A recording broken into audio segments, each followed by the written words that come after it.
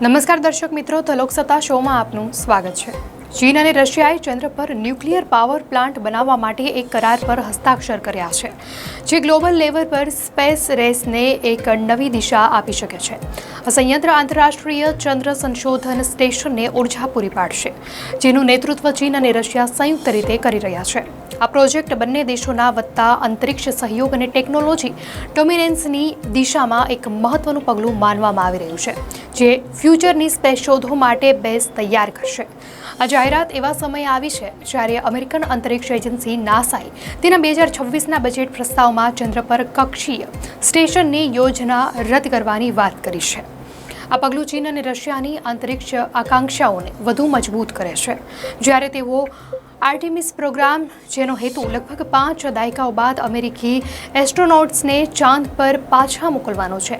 Reports મુજબ ચીન અને રશિયાએ હાલમાં જ ચંદ્રમાના સાઉથ પોલ પર માણસો માટે એક સ્થાયી બેઝ બનાવવા અને એક ન્યુક્લિયર પાવર પ્લાન્ટ બનાવવા માટે એક MOU પર સાઇન કરી છે, જે બેઝ અને ILRSને તાકાત આપશે। આ એક ક્રાંતિકારી પ્રોજેક્ટ છે, જેનાથી વૈજ્ઞાનિકોએ લોંગ ટર્મ માટે ડિઝાઇન કરી છે, જેમાં ચંદ્રમા પર ફ્યુચરમાં માણસોની હાજરીની સંભાવના પણ સામેલ છે।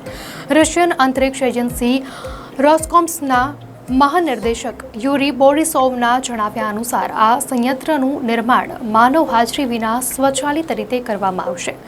આ ટેકનિકલી કેવી રીતે શક્ય બનશે તેની વિગતવાર માહિતી હજુ સ્પષ્ટ નથી, પરંતુ બોરિસોવે દાવો કર્યો છે કે ટેકનિકલ પગલાં લગભગ તૈયાર છે। રિપોર્ટ્સ અનુસાર ચંદ્ર પરમાણુ પ્લાન્ટનું નિર્માણ 2030 અને 2035 વચ્ચે શરૂ થવાનું છે અને 2036 સુધી પૂરું થાય તેવી આશા છે।